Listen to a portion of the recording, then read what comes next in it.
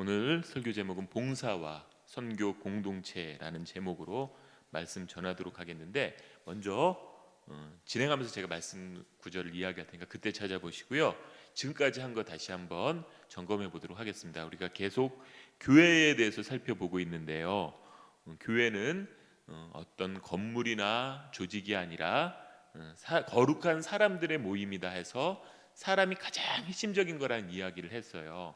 왜냐하면은 이 땅의 모든 것들이 다 하나님이 지은 것인데요, 그 중에서도 유독 사람을 지을 때만 하나님께서 자신의 형상대로 아주 독특하게 만드셨어요. 그러니까 사람과 비교해서 이 땅의 모든 것들은 아주 엄격한 차이가 있는 거예요. 그래서 사람이 가장 영속적인 존재다라고 제가 이야기를 했어요.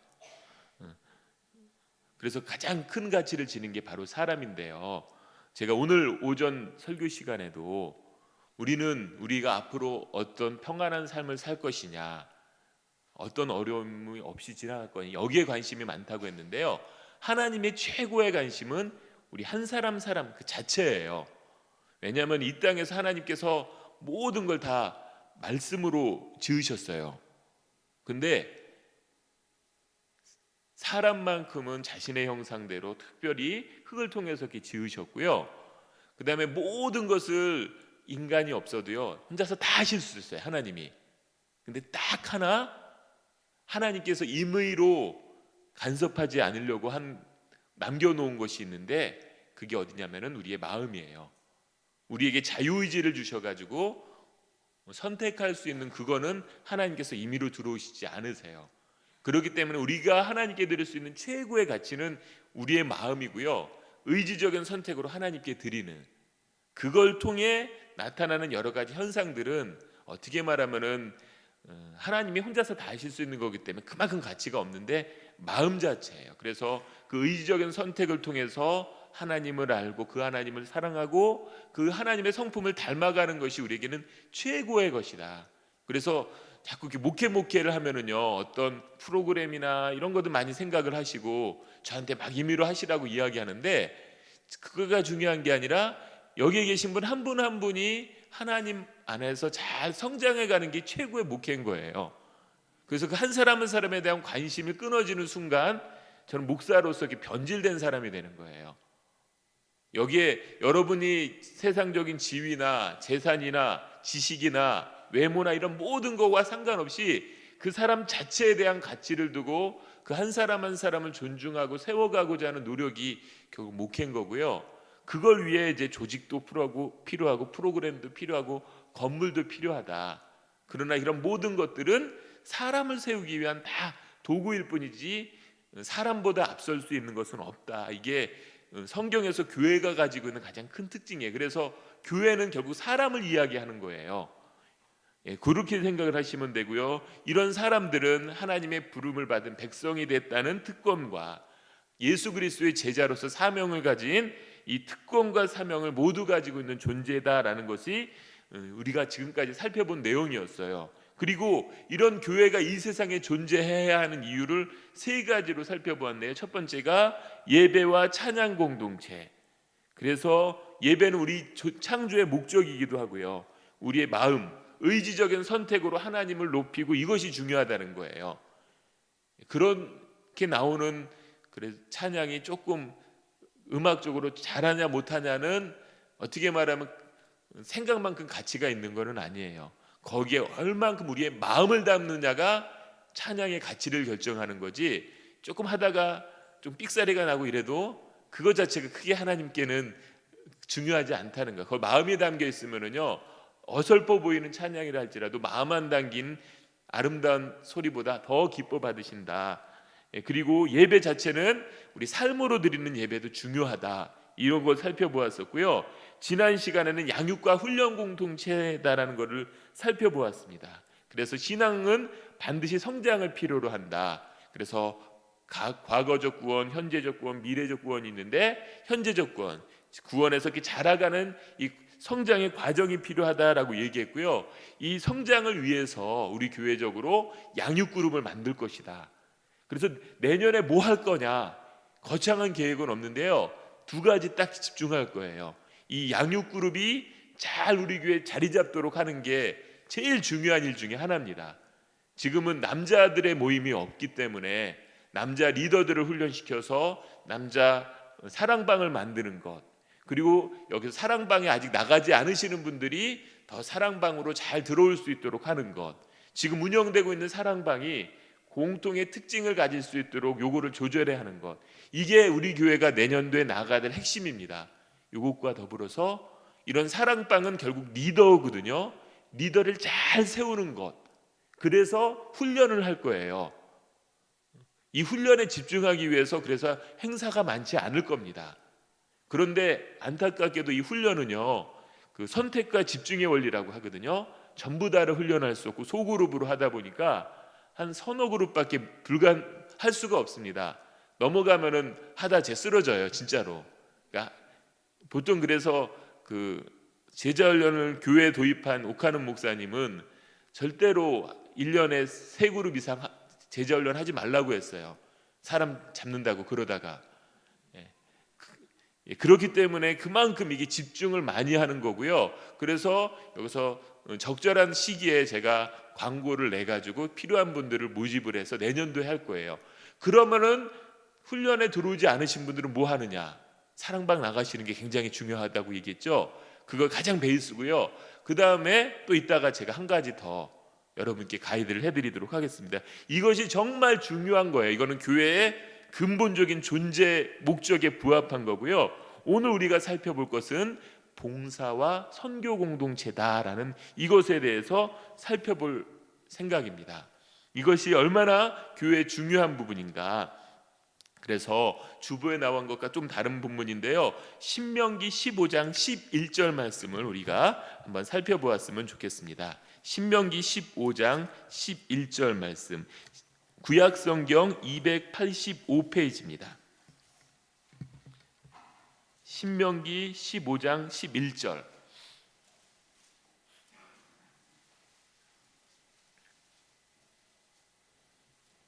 우리 그럼 한 목소리로 같이 살펴보도록 하겠습니다. 시작.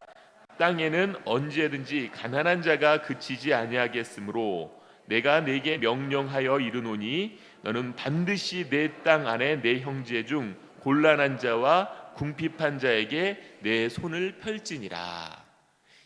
하나님께서 이스라엘 백성을 가나안 땅으로 인도해 들이셨습니다. 그리고 나서 이 가나안 땅은 이스라엘 백성들이 능력이 있어서 전쟁을 통해서 얻은 땅이 아니라 하나님의 선물로 얻은 땅이에요. 선물로 얻었기 때문에 그것을 멋대로 사는 게 아니라 하나님의 말씀대로 살아야 된다라는 이런 가르침을 주는 내용이 신명기 말씀인데, 그 중에 나와 있는 말씀입니다. 땅에는 1차적으로 이제 가나안 땅을 이야기하는데요, 오늘날 우리에게는 우리가 살아가는 이 터전이다라고 보시면 돼요. 언제든지 가난한 자가 그치지 않겠다.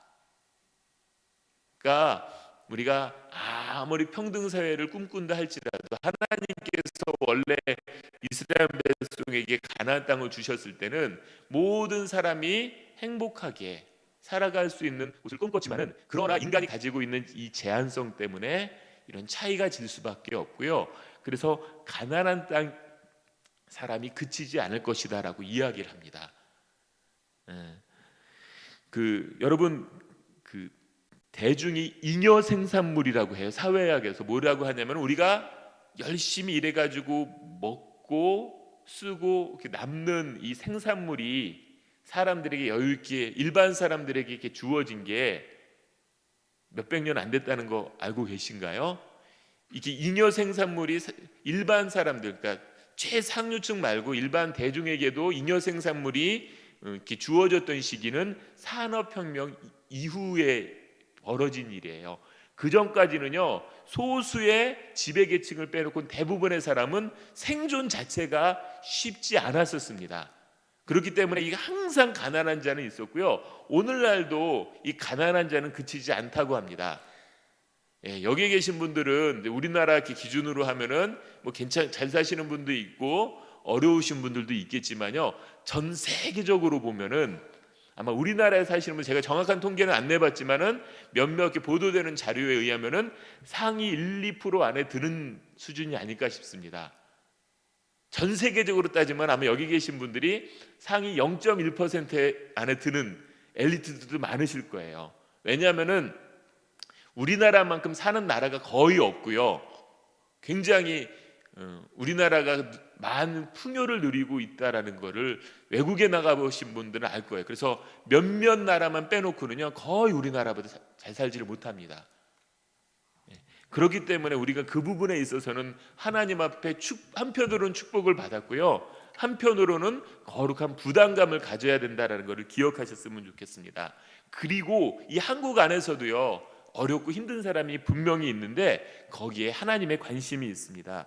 그래서 가난한 자가 그치지 않겠는데 하나님께서 명령하여 이르노니 내 땅 안에 내 형제 중 곤란한 자와 궁핍한 자에게 내 손을 펼지니라 라고 하면서 반드시 그들에게 우리의 도움의 손길을 펼쳐라 라고 이야기하고 있습니다. 그렇기 때문에 우리에게 구제나 봉사는요, 반드시 해야만 하는 하나님이 주신 사명 중에 하나예요. 보통은 선교를 위해서, 전도를 위해서 구제를 생각하는 경우가 많이 있는데요, 당연히 그렇게 해야 되지만은 그것과 상관없이 어려운 자 자체를 위해서 우리가 봉사하고 섬기는 것이 필요합니다. 물론 그러다가 어려운 사람 다 퍼주면 우리 아무것도 안 남기 때문에 다 무조건 퍼줄 수는 없습니다. 우리에게 주어진 시간과 물질과 자원이 있기 때문에요, 어떤 형태로 어떤 사람들에게 적정선을 유지할 거냐는 우리가 기도하면서 분별해야 되지만은 반드시 어려운 사람들을 위한 도움의 손길을 펴는 것은 꼭 필요합니다. 그래서 여러분, 그 대부분의 교회가요, 교회 안 다니시는 분들이 교회에게 우리 장례를 당했으니까 장례를 치러주십시오라고 이야기를 하면은 조건 없이 다 치러줘요. 이것은 전도하기 위한 방편도 있지만은요, 어려움을 당한 사람에게 베풀으라는 예수님의 명령에 따른 겁니다. 선한 사마리아인 비유가 그거거든요. 대가 없이, 조건 없이 우리에게 주어진 것을 펼쳐주는 거고요. 결국 그 말씀에 따라 했기 때문에 우리나라가 복음이 전해진 데 굉장한 도구로 사용된 부분이 있는데요, 이것은 굉장히 중요하고 본질적인 부분이다, 기억했으면 좋겠고요. 이런 부분과 더불어서 또 요즘 현대 우리나라 사람들에게 많이 필요로 한 게 이 물질적인 구제뿐만 아니라 정서적인 위로와 지지가 필요한 시대가 아닌가라는 생각이 듭니다. 정말 사람들이 많이 이 경쟁 사회 속에서 지쳐 있고요, 그리고 그로 말미암아 마음의 상처와 어려움들이 많이 있습니다. 지금도 수많은 사람들이 그 정서적인 지지를 받지 못해서 자살해가는 사람들이 많이 있고요, 그 속에 분노를 키워가는 사람들이 많이 있음을 보게 됩니다. 저는 이번에 우리나라가 그 정부의 문제로 인해서 사람들이 들불처럼 일어났을 때 제일 이렇게 마음에 이렇게 그 충격이었던 게 분노하라 분노하라, 이 구호가 너무 저는 마음에 아프게 다가왔습니다. 물론 다행히 이렇게 그 분노의 표현이 뭐 물리적인 폭력이나 이런 거로 안 나와서 너무 감사했지만은요, 사람들 속에는 이런 것들이 많이 쌓여 있거든요. 그것을 어떻게 말하면 우리가 하나님의 은혜 안에서 누리는 풍요로움을 가지고 그들이 지지자가 되어줘야 되는데요, 결국 이것도 가장 잘할 수 있는 게 사랑방이고요. 우리 교회 규모에서는 우리 교회 예배에 오는 것만으로도 많은 위로가 되는 것 같습니다. 여러분은 계속 다니니까 모르시지만은요, 외부 교회, 다른 교회 다니시다가 어쩌다 우리 교회 오시는 분들이 얘기를 들어보면은 참 분위기 좋고 밝다고 이야기해요. 그 자체로 누리는 사람들에게 위로와 격려가 있는데요, 이런 것이 정말 하나님이 기뻐하시는 일이고 이 시대에 꼭 필요한 것이다 생각을 하셨으면 좋겠습니다. 그리고 또 이렇게 정서적인 위로와 지지가 필요하기 때문에 우리가 사역을 잘하는 것도 중요하지만은요, 관계를 잘 맺는 것, 아니 사역을 잘하는 거는요, 관계를 잘 맺는 거라고 보시면 돼요. 가시적인 성과는 조금 적게 나오더라도요, 관계를 잘 가져가는 게 성과를 많이 내는 것보다 훨씬 더 중요하고 훨씬 더 하나님께서 기뻐하세요. 왜냐하면은 아까 말씀드렸듯이 결국 사역은, 목회는 사람을 세우는 거고요, 사람이 영속적 가치가 있는 대상이기 때문에 그렇습니다. 그리고 또 이 구약뿐만 아니라 신약에서도요, 우리가 구제의 중요성을 이야기하는 많은 본문 중에 중요한 본문이 마태복음 25장 40절 말씀입니다. 우리 마태복음 25장 40절 말씀을 한번 한 목소리로 같이 읽어보도록 하겠는데요, 성경을 찾으시니까 찾아서 읽어보도록 하죠. 마태복음 25장 40절은 신약 44페이지에 있습니다. 신약 44페이지 마태복음 25장 40절 말씀을 우리 한 목소리로 같이 읽어보도록 하겠습니다. 시작.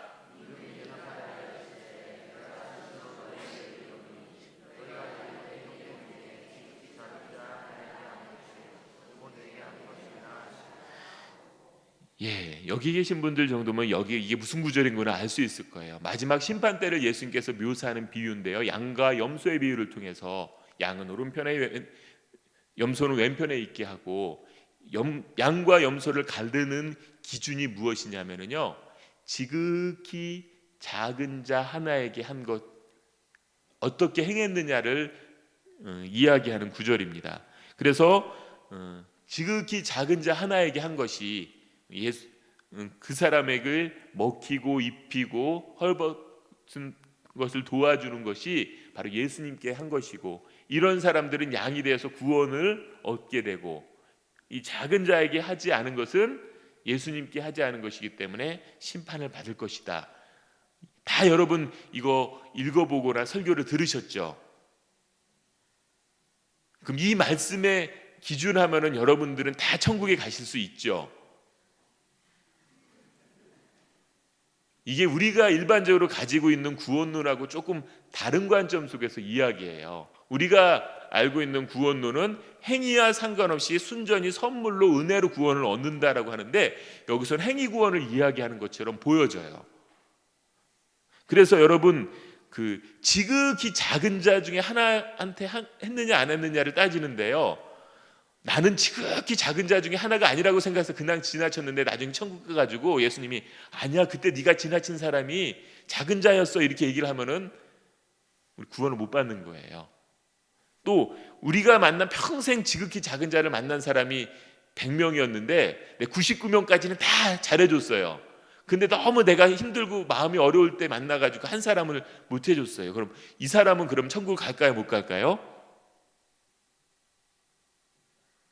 천국 간다. 예, 99명한테 했으니까 못 간다. 예, 나머지는 뭐 어떤 생각을 가지신가요? 99명인지 100명이 될지 우리는 몰라요, 이 땅에서는요. 이거는요, 구원의 조건을 보여주는 것이 아니라 구원의 결과를 보여주는 말씀으로 해석을 해야 돼요.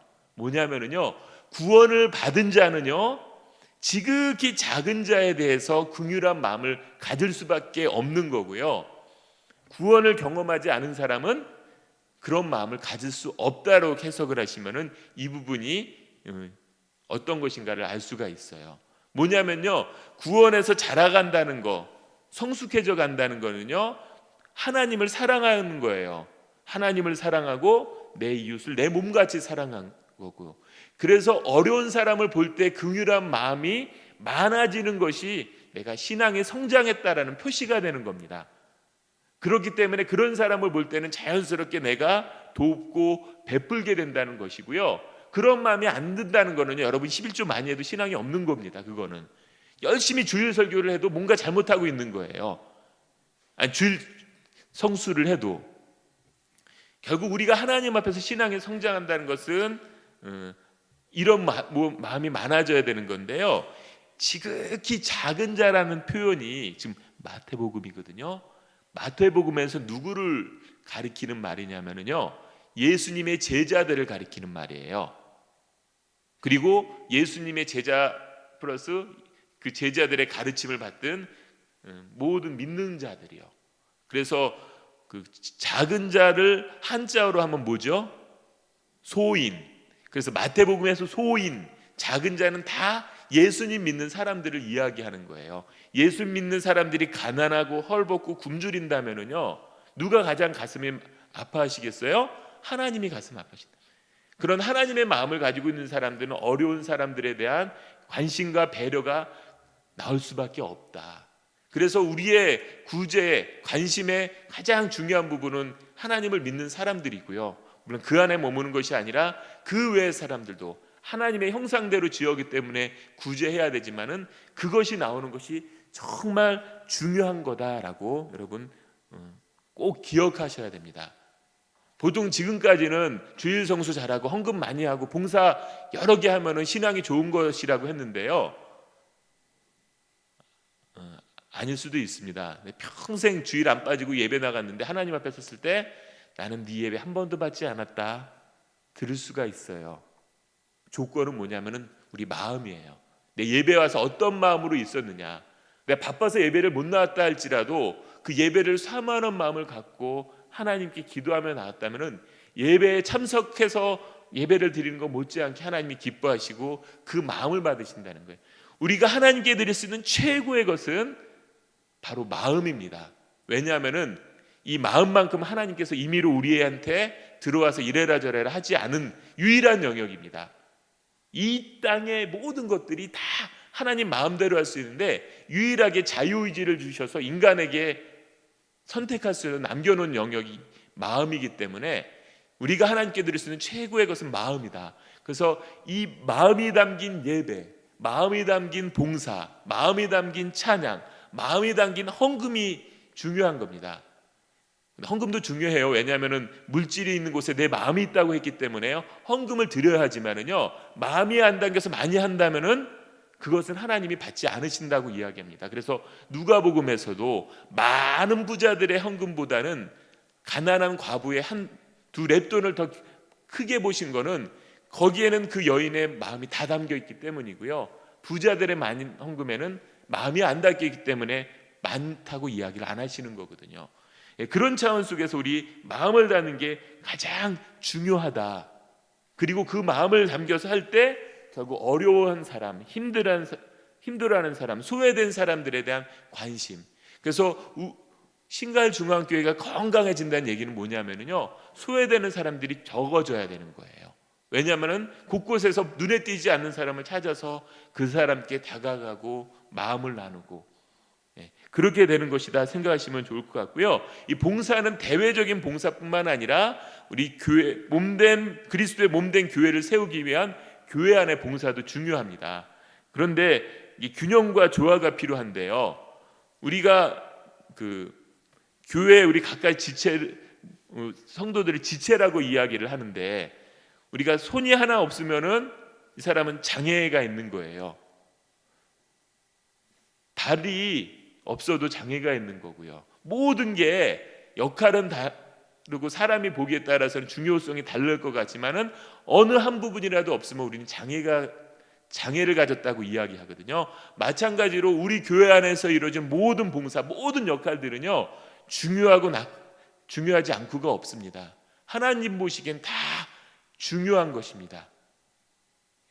그런 차원 속에서 우리 교회가 골고루 성장해야 되는데, 너무 이렇게 열심히 특심이다 보니까 내가 맡은 부서가 더 잘 돼야 된다는 이 사명감 때문에 어떤 얘기가 있었냐면요, 교육자 시간에 그 사람을 상대로 하는 봉사자들은 신중하게 뽑아야 된다. 왜냐하면은 이단이라든지 잘못된 사람들이 와서 영향력을 미치면은 피해가 크니까 좀 기간을 길게 잡아서 검증하고 이래라고 했더니 우리 주일학교 담당하는 목사님이 그러다 보니까 교사할 사람은 다 없습니다. 그 전에 다른 부서에서 다 봉사자를 데리고 가고 그 기간 채우려고 하다 보니까 없습니다. 이렇게 얘기하는데,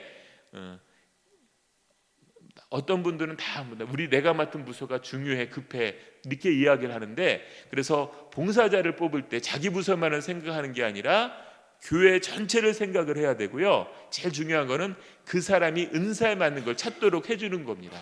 이 사람이 찬양을 잘하고 그걸 좋아하면은 찬양대로 보내는 거고요. 몸으로 하는 것을 좋아하면은 또 그런 걸 할 수 있는 것을 찾아야 되고요. 가르치는 은사가 있으면 교사를 해야 되고 각기 그것을 찾아서 가야 되는 거지, 우리 부서만을 위해서 이렇게 한다면은 우리 몸의 한 부분만, 그래서 이렇게 보디빌딩 하는 사람이 팔 운동만 열심히 해가지고 팔만 이렇게 두꺼운데 세 다리처럼 되어 있으면은 균형을 잃어버리잖아요. 우리 교회도 그런 모습이 아니라 모든 부분이 균형을 잃은 모습이 되었으면 좋겠습니다. 그리고 다음 구절로요, 사도행전 1장 8절 말씀을 찾아보도록 하겠는데, 이거는 외워야 되는데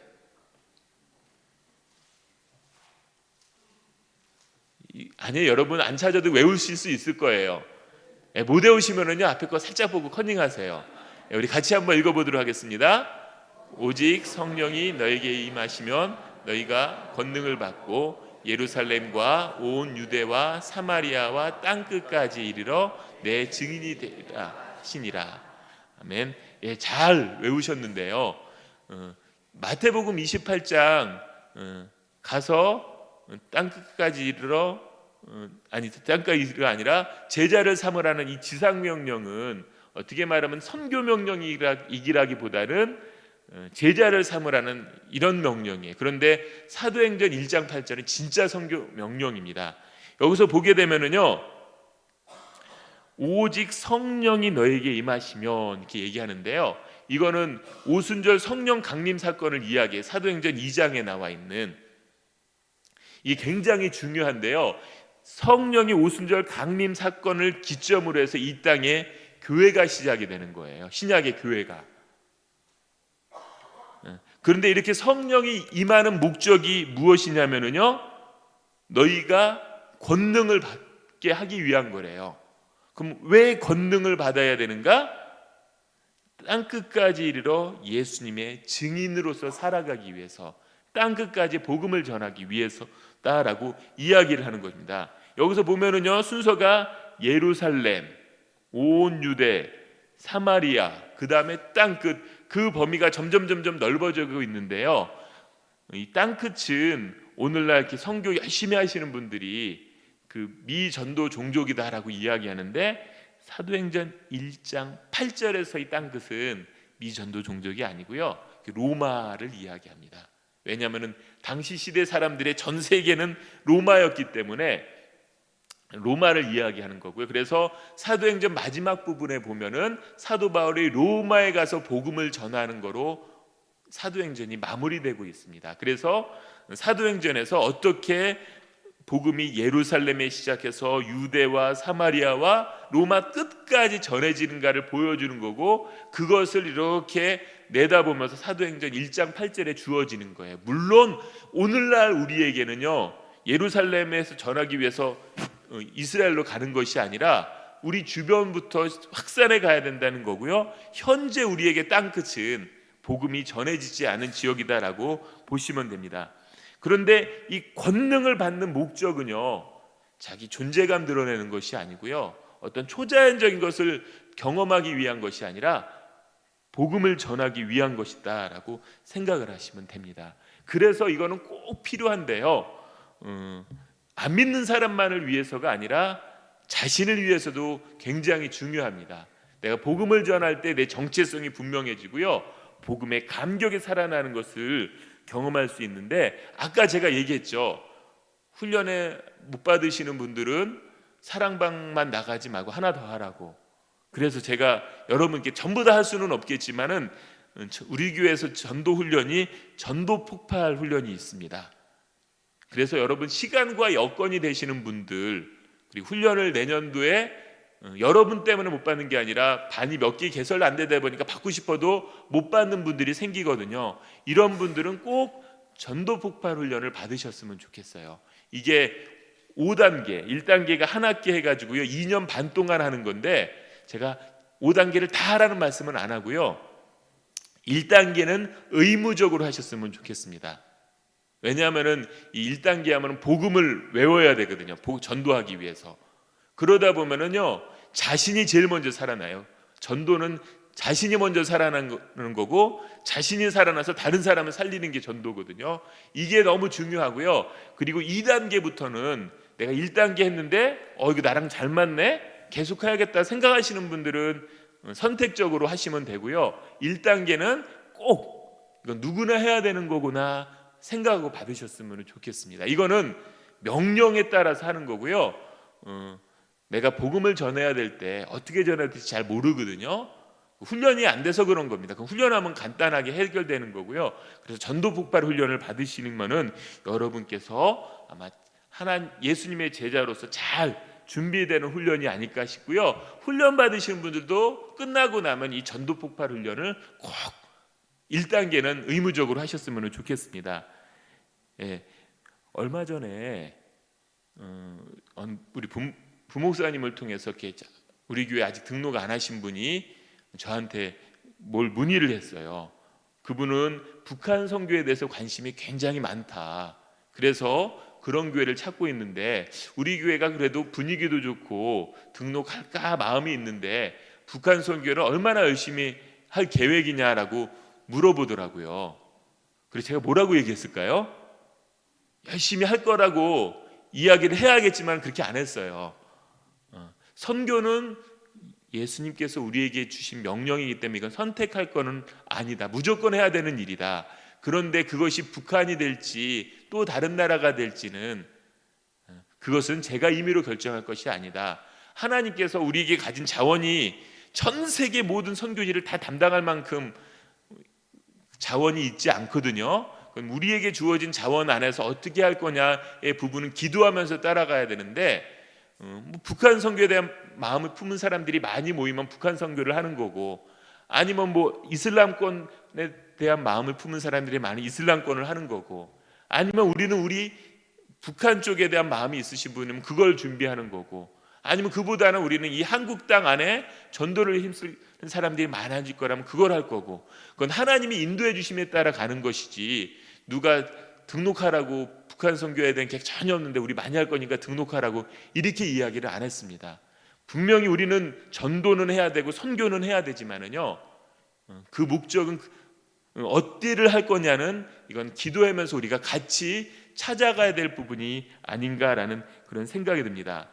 또 봉사하는 부분에 있어서도 봉사는 반드시 해야 되는 거지만은요 그러나 어느 부서에서 봉사하느냐는 내 은사와 필요에 따라서 그리고 교회적인 상황에 따라 그것을 조율해 갔으면 좋겠습니다. 그래서 우리 교회가 어느 한 부분만 열심히 운동해 가지고 균형을 잃어버린 사람이 아니라 몸 전체가 균형을 이룬 그런 교회가 되었으면 좋겠습니다.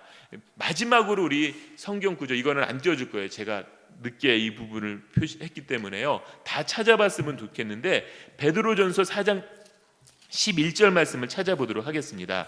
베드로전서 4장 11절 이걸 좀 찾기 힘듭니다. 신약 성경 뒤쪽인데요. 신약 381페이지에 있습니다. 신약 381페이지 4장 11절 말씀이요. 381페이지 베드로전서 4장 11절 우리 한 목소리로 보도록 하겠습니다. 만일 누가 말하려면 하나님의 말씀을 하는 것 같이 하고 누가 봉사하려면 하나님이 공급하시는 힘으로 하는 것 같이 하라. 이는 범사의 예수 그리스도로 말미암아 하나님이 영광을 받으시게 하려 함이니 그에게 영광과 권능이 세세 무궁하도록 있느니라. 아멘. 우리가 가르치는 일을 하든 어떤 봉사를 하는 일을 하든 그건 하나님이 주시는 힘을 힘입어서 하는 것처럼 하라. 이거는 봉사자에게 주시는 아주 중요한 말씀입니다. 여러분이 노래를 잘합니다. 물론 여러분이 열심히 연습해서 노래를 잘할 수 있는 것일 수도 있지만 타고난 목소리 그리고 또 음악적인 감각 이거는 여러분이 노력하거나 선택하지 않고 타고난 부분이 많거든요. 그건 하나님이 주신 것이에요. 그리고요 여러분이 아무리 목소리가 좋아도 60년, 70년, 80년 지나고 나면은요 소리도 안 나오게 됩니다. 그거는 원래 우리 게 아니에요. 하나님이 주셨기 때문에 가능한 겁니다. 우리에게 주신 어떤 재주들 이게 우리 인생 전체를 놓고 보면 우리 게 하나도 없습니다. 하나님이 주신 것인데 사람들은 착각을 해요. 내 것처럼 착각해가지고 자기를 많이 드러내려고 해요. 그러나 이렇게 되면은 그거는 하나님이 받으시지 않습니다. 아까 얘기했듯 하나님께 드릴 수 있는 최고의 것은 마음인데요. 하나님이 주셨으니 하나님이 기뻐하시는 대로 드립니다. 이 마음을 가질 때 우리의 봉사가 하나님이 받으실 만한 봉사가 됩니다. 그렇게 되셔서요, 우리 교회가 모든 부분에 균형이 있고 하나님의 이름이 높아지고 그리고 하나님 때문에 우리 모두가 기뻐하는 그런 교회 되었으면 좋겠습니다. 잠시 기도드리겠습니다.